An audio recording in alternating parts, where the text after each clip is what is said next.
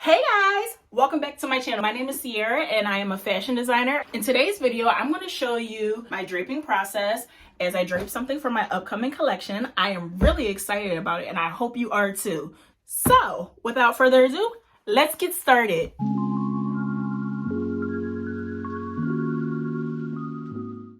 Okay, so firstly, I want to point out that I have my iron heating up in the back, so that is all ready to go. I have a roll of muslin here, and before I get into cutting out blocks of muslin, I'm just going to measure the dress form so I can get a rough estimate of how much fabric I need. So in today's video, I'm going to be draping a skirt. So this serves kind of as a sneak preview for the upcoming collection, all right? I will insert a picture of said skirt here. All right, so let's get into it. So the skirt starts at the waist and it goes about to mid-calf. I'm just looking over there because my sketches are on the bulletin board. Yeah, so anyway, I'm just going to measure from the waist to about where I think the calf would be. Let's go with the number 33 inches, right? Going to measure out 33 inches of fabric going lengthwise, which means, you know, this is our selvage hair.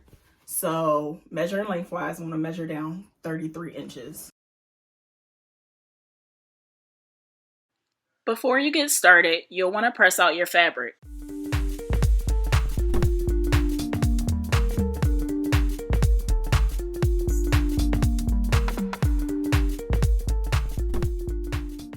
So this video is in no shape or form a tutorial. I'm just going to point out some tips as I go along that help me, and just like tricks of the trade if I have any. So right now I'm just pressing the fabric out.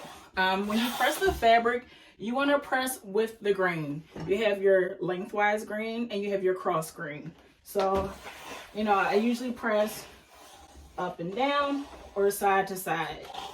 That's just so that particularly if you have fabrics that have like stretch in them, you're not messing the stretch up and your fabric's not coming out all wonky. You want your fabric to be as close to a rectangle as possible when pressing. This is called blocking. If you want more information on that, I can possibly do another video later on down the line, just kind of like on some sewing basics. Yeah, if you know how to sew, you've been sewing for a while, then you already know this, but I just thought I would point it out. Okay, my fabric is pressed out as much as I'm going to press it out. Right now I'm ripping off 1 inch of the selvage.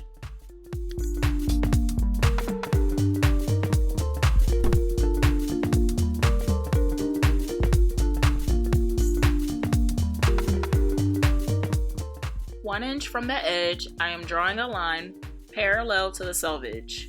This will serve as a guideline when I start draping. I am placing that same line along the center front of the dress form with some pins.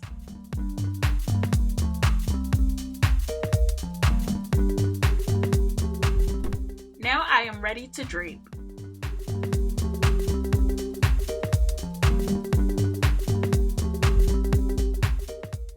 Continuing to pin the fabric on the form, making sure that the grain of the fabric is where it's supposed to be. The straight grain remaining vertical and the cross grain remaining horizontal.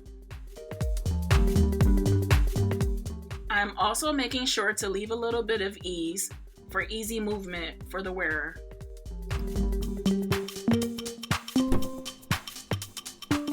Now I'm just getting rid of the excess fabric on the side seam.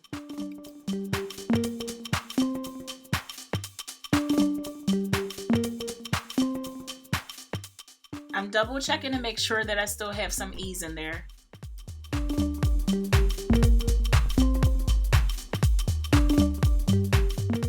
Now I'm pinching the fabric to make a dart.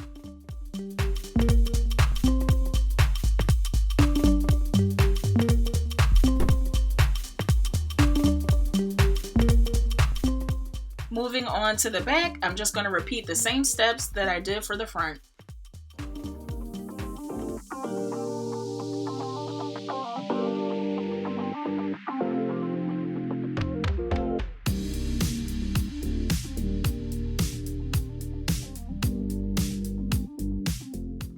to get rid of more excess fabric.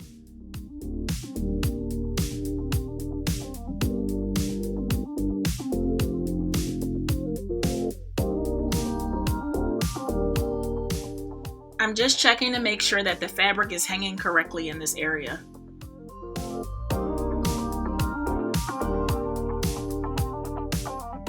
Now that everything is pinned, it's time to mark everything. I'm using a red pen, but you can use a marker or a pencil. Okay, so when draping, it gets a little bit tricky once you get down to here because there's nowhere to actually pin. There's just this cage. So I just do my best to make sure that the center front line is still lining up with the front of the cage. So this bar here in the center, as I'm pinning the sides. I have everything pinned here and marked to that point. I'm just gonna pin the side seams and mark those. After I do that, I already have a pattern for a waistband, so not necessary for me to drape that. And then there's a pocket that goes on this as well, so you'll see me make a pocket and put that on there. Also, one more thing. One little trick that I do sometimes, it's not necessary, is see here I slashed here and here, and then I'm just going to take this little bit of fabric here and make sure this is lined up with the bar. The red line is lined up with the bar, and wrap that around and give it a pin, and that kind of helps it stay in place. Another thing you want to be mindful of when draping is that you don't have any pull lines. Seems like a little bit of tension is being caused there because I just pinned that like that. So that's a pull line, guys. And it just means that it's too tight and that you need to give a little extra give. So I know I already marked my side seam, but I might scoot a little bit more fabric out this way just so that I can avoid that tension there. I'm gonna slash this one more time. Slashing it one more time, and I'm just gonna, the reason why I decided to do that is because then I know my center front line is going to stay in place, and then I can like figure out how much more I need to give here. Like this shouldn't be like this. It means it's too tight. So I'm just going to go to my side seam and try to give this a little bit more slack. Yeah, it's a little difficult when you get to this part of the mannequin because it's not a body. There's that little cage there. On a body, it'll look totally different. But I just want to make sure that I'm not making it too tight. So I feel like I have some give there.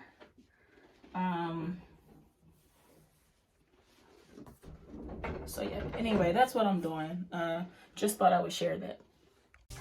I'm using the same method for the center back. And now I can finish pinning the side seams. This is how I have it pinned so far.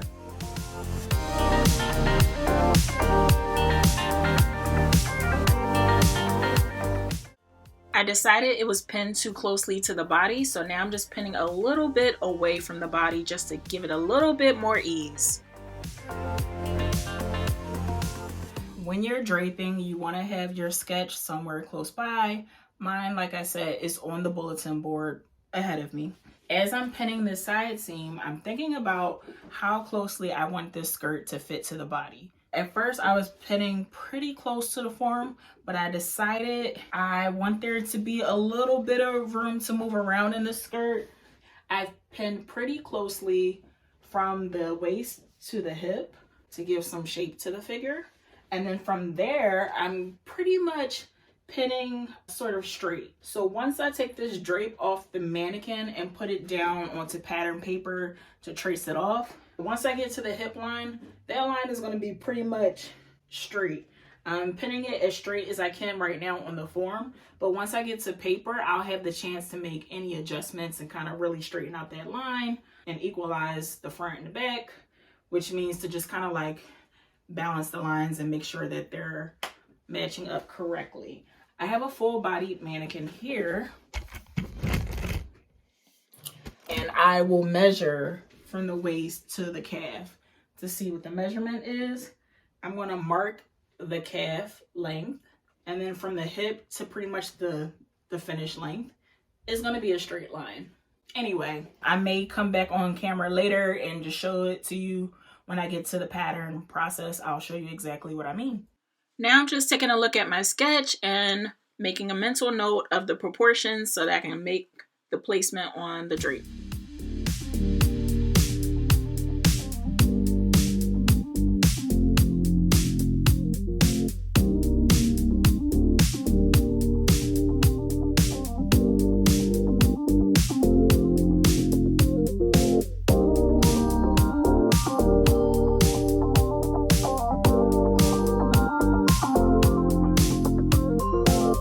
Voila, we have the placement for the pocket.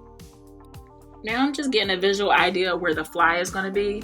You don't have to do this on the drape. You can do this on paper. I just wanted to visualize it.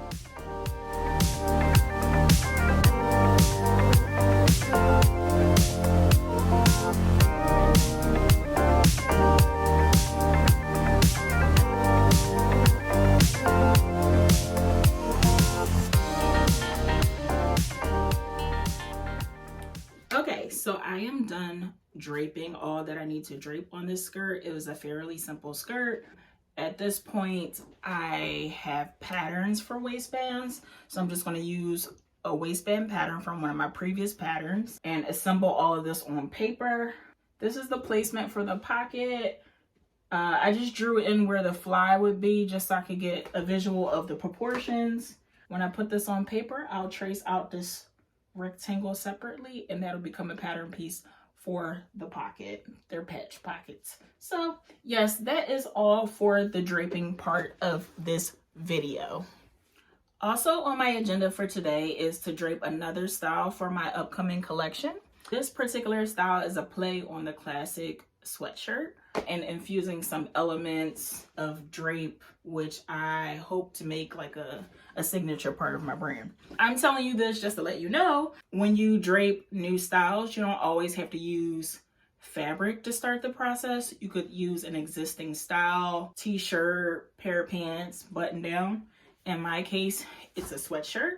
For what I want to drape, it has an oversized feel. So I'm going to be using a sweatshirt in my size, and I'm going to be using this size on what will eventually be the sample size for a model. So it'll already give it that oversized feel.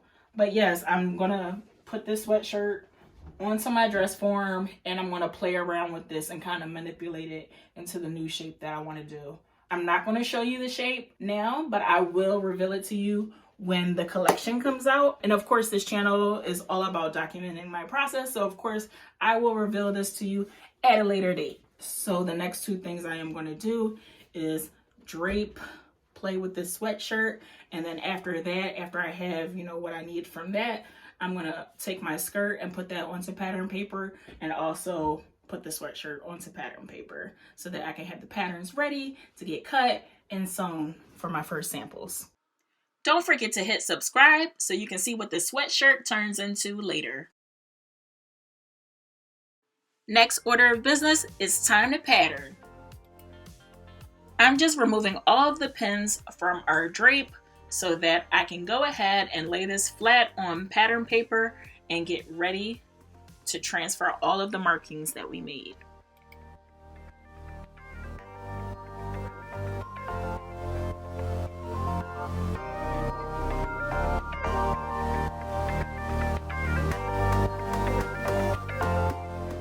I'm using my tracing wheel to transfer all of the markings onto the pattern paper.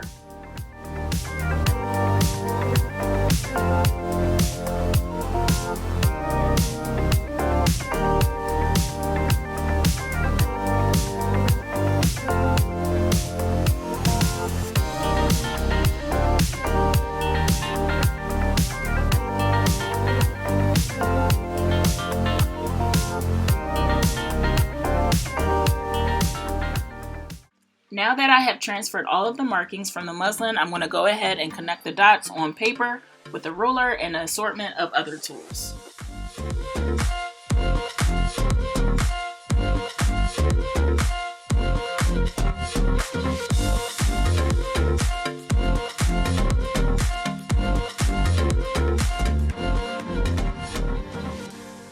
The front is complete. Now it's time to do the back.